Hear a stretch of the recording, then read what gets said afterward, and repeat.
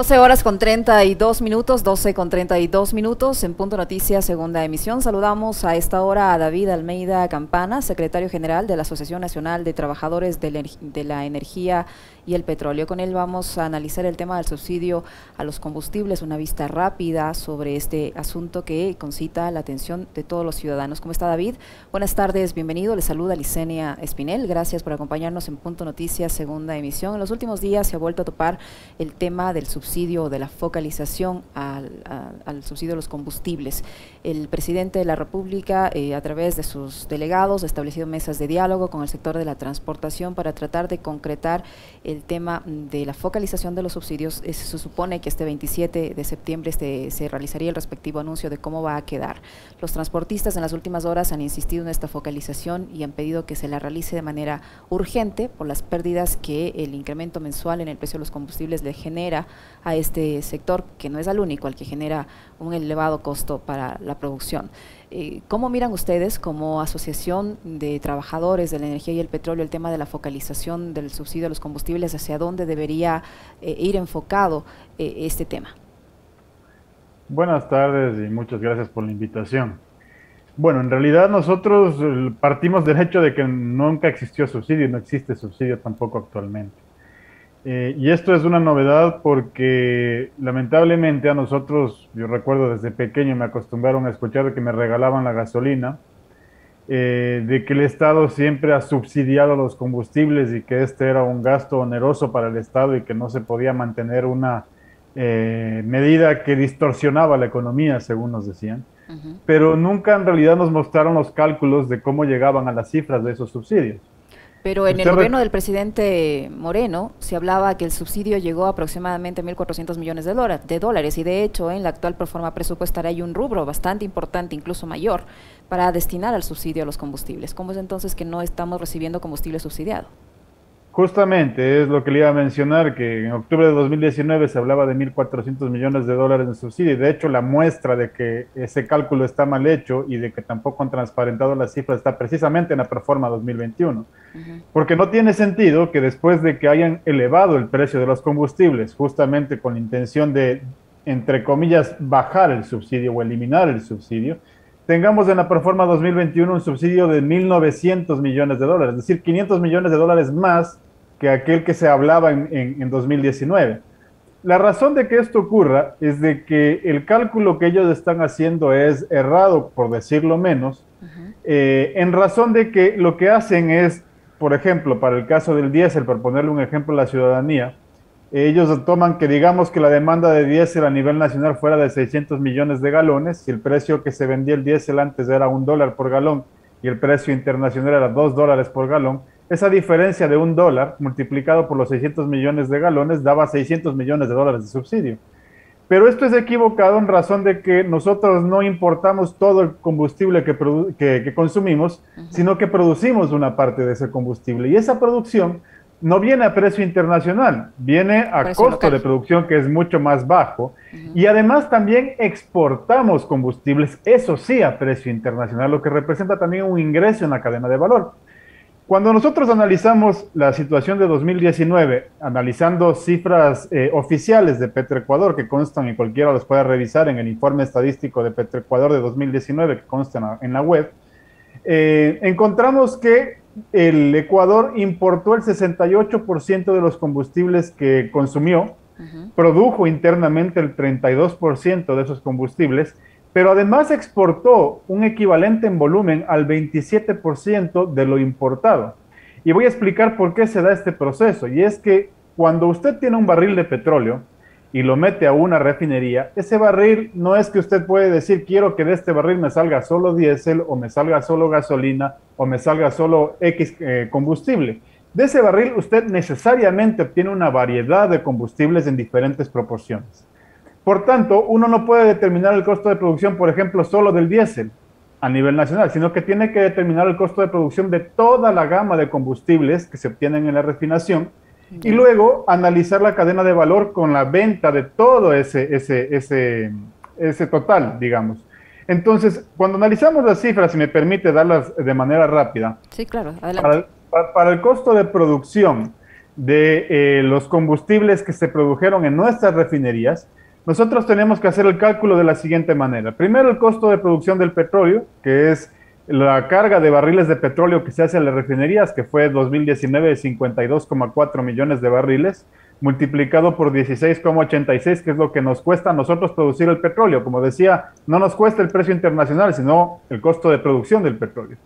Sumarle a esto los costos, esto daba un total de 878 millones de dólares para el costo de petróleo. A esto le sumamos el costo de transportarlo, que fue 65 millones de dólares, el costo de refinarlo, que fue 154 millones de dólares, y el costo de comercializarlo, que fue 183 millones de dólares, y obtenemos un costo total de producción de todos nuestros derivados producidos localmente de 1.281 millones de dólares.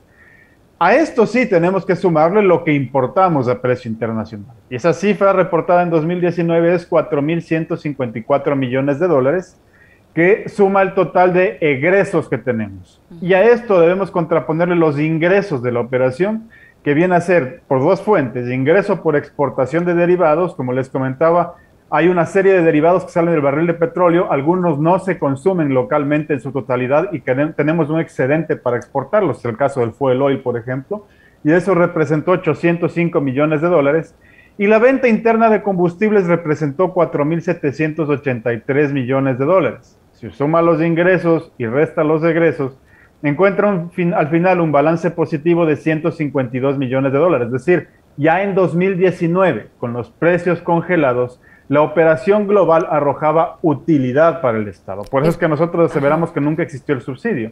Es decir, si le estoy entendiendo bien, David, es decir, que no existe un subsidio real que llegue a los ecuatorianos, por los derivados del petróleo me refiero. La operación global arroja, como usted lo acaba de decir, una utilidad todos los años, es decir, no están trabajando a pérdida, incluido en el año 2019. ¿Y en este periodo de pandemia ha ocurrido el mismo escenario?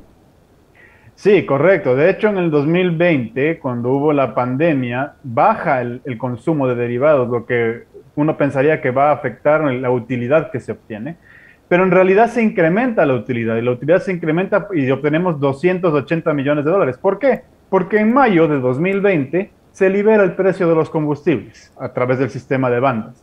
Entonces, eleva el precio de venta interna, se aumentan entonces la relación de ingresos frente al consumo interno de combustibles, y el Estado tiene una mayor utilidad. Y para este primer semestre de 2021, ya tenemos de enero a junio cifras reportadas que nos dan en el cálculo 124 millones de dólares solo del primer semestre de utilidad en los combustibles. Es decir, siempre ha sido una empresa rentable este tema de los combustibles, inclusive la importación de derivados. Lo que ha sucedido es que se ha incrementado la utilidad del Estado a costa del bolsillo de la población. Para que le quede claro a las personas que nos siguen a través de las redes sociales, a nuestra audiencia, a través de nuestras frecuencias, usted está asegurando en base a información que lo obtiene de qué fuente. Entiendo que es de la misma Petroecuador, que no estamos recibiendo subsidio, que la gasolina, el diésel, la Ecopaís y todo tipo de combustible que estamos consumiendo, quienes tienen vehículo y quienes pagan un transporte público, no está siendo subsidiada. Pues el Estado no nos está subsidiando, el combustible lo estamos pagando en el precio que deberíamos pagarlo. De hecho, más, ¿no? Las fuentes nuestras son los informes, como había dicho, los informes estadísticos de Petroecuador 2019, 2020 y primer semestre de 2021, que cualquier persona puede encontrar en la web y puede corroborar las cifras que estamos utilizando para los cálculos. De hecho, como le decía, no estamos pagando el precio que deberíamos, porque si es que el petróleo, los combustibles, las refinerías, los oleoductos, los poliductos son de propiedad de los ecuatorianos, entonces nosotros no deberíamos asegurarle un margen de utilidad. Y cuando elevaron el precio de los combustibles, por lo menos tuvieron que tener la sinceridad de decirnos: lo que queremos es incrementar el ingreso y el margen de utilidad, y por eso les vamos a subir el precio, que es diferente a que nos digan: ya no te puedo regalar combustible, que es lo que nos han venido diciendo en los últimos años. Y el problema se está favoreciendo a los narcotraficantes con mantener ese tipo de subsidios, que se está favoreciendo a los delincuentes. Eso nos están diciendo, o nos han dicho desde el gobierno anterior hasta la fecha, con que promulgando esto, ¿no? De que el Estado le está financiando a los narcotraficantes, a los delincuentes, el subsidio a los combustibles y a los ciudadanos en general. Entonces eso, bajo esta información que usted dice, no sería así. Así es correcto, y más bien la intención es otra. Y de hecho esa intención se acaba de concretar el día viernes con el envío del proyecto de la ley de oportunidades. Mucho se habla del tema laboral, en el que definitivamente hay una regresión de derechos al siglo XIX en materia laboral, pero además ese proyecto de ley incluye también las reformas de la ley de hidrocarburos, Ya. y eso no se dijo en la cadena nacional. Y en esas reformas de la ley de hidrocarburos se incluye la entrega de campos en producción, por ejemplo, de Petroecuador, la posibilidad de entregarlos a la empresa privada, la entrega de la capacidad de importar combustibles a la empresa privada para venderlos libremente en territorio nacional, la posibilidad de la entrega de la instalación de refinación que tiene el Estado para también compartir utilidad con el sector privado, e inclusive la contratación de refinerías a nivel internacional para refinar nuestro propio crudo. Es decir, lo que se buscaba en realidad era incrementar el margen de utilidad para que sea atractivo a la empresa privada llevarse las infraestructuras y el negocio inclusive de la importación de combustibles, acusándonos de monopolio. Es decir, la mala palabra que usan ellos ahí es el Estado hace un monopolio en la importación de combustibles, pero es lógico que haga un monopolio en la importación de combustibles si el recurso es nuestro, nos Porque lo vende a además es un nosotros recurso mismos que somos los estratégico. dueños. Además es un Así recurso es. estratégico. Exactamente, pero ahora lo que hacen es liberar para nuestros propios recursos naturales, venderlos a la población a precio más alto y obtener una utilidad para un privado. Es decir, si este proyecto de ley es calificado por el Consejo Administrativo de la Legislatura, pasa al debate en la Asamblea y resulta en el escenario de que sea aprobado, esta parte que usted menciona, que no se dijo en el informe en cadena nacional cuando detallaban el proyecto de ley, ¿sería perjudicial para los ecuatorianos esta parte que tiene que ver con la ley de hidrocarburos? Totalmente, es de entregar la industria petrolera nacional, industria hidrocarburífera nacional al sector privado, al capital nacional y extranjero del sector privado. Es básicamente entregar nuestros recursos, hipotecar nuestro petróleo, hipotecar nuestra soberanía energética también.